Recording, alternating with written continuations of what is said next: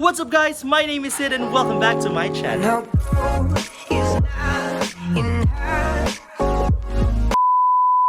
Alright guys, for today's vlog, kung mapapansin nyo, I'm outside. Nandito tayo ngayon sa garden namin dito sa bahay. And right now, I'll be featuring yung napakagandang garden ni Mama na binuo niya for how many years.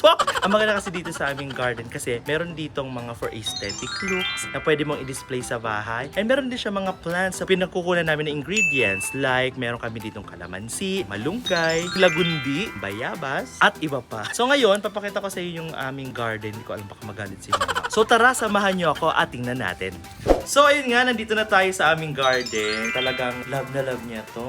Kung araw-araw niya dinidiligan yan. Papakita ko sa inyo yung ibang mga plants niya na napakaganda. Hindi ko alam kung ano mga tao because hindi ako plantito. So ito napakaganda, parang gabi. Hindi ko alam ang pangalan niya. Pero nakikita ko to sa mga online shops, binibenta nila to. Well actually, si Mama hindi niya talaga binibenta yan. Pinamimigay niya nga pag meron na daw siyang mga umuusbong na mga bagong buds. Buds ba ang tawag doon? So ayan po ang mga halaman ni Mama.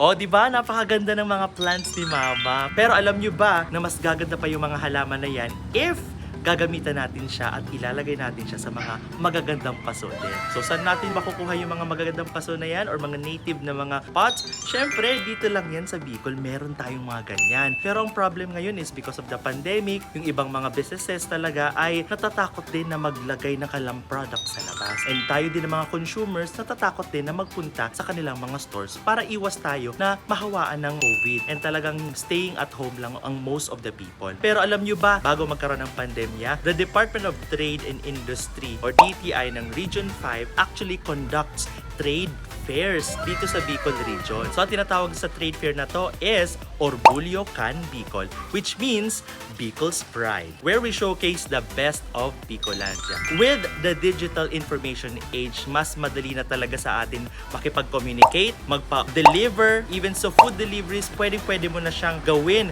through online. So, this year's trade fair is online. So, yan ang good news natin, no? And is set to reach wider audiences, which is a huge push para sa ating mga Bicolano entrepreneurs. And here's a trivia. Alam nyo ba that the OKB or the Orgulyo Can Bicol is the longest running regional trade fair in the Philippines? O, diba? So, nakaka-proud as a Bicolano myself. So, through this, it will give opportunities sa ating entrepreneurs to open new markets and increase the competitiveness for improved business for domestic and global markets. O, alam ko, curious ka na on how this will work. So, ganito lang siya. Simple lang. O, so tara, shopping. Go local, buy local. First, ang unang gagawin natin is go to our website okb.ph at pwede mo siyang i-browse on your phone or sa desktop nyo.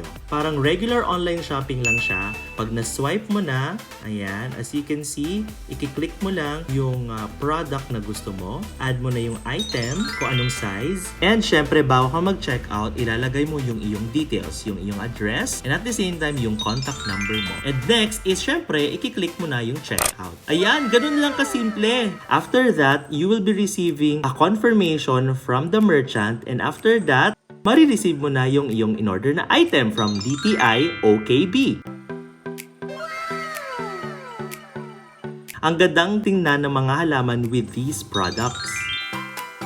Kaya ikaw, yes, ikaw na nanonood ngayon, if you wanna know more about the featured products of OKB or Orgulyo Can Bicol, just go to our website, okb.ph. And for more details and updates, please do like our official Facebook page. It's Orgulyo Can Bicol, as you can see here.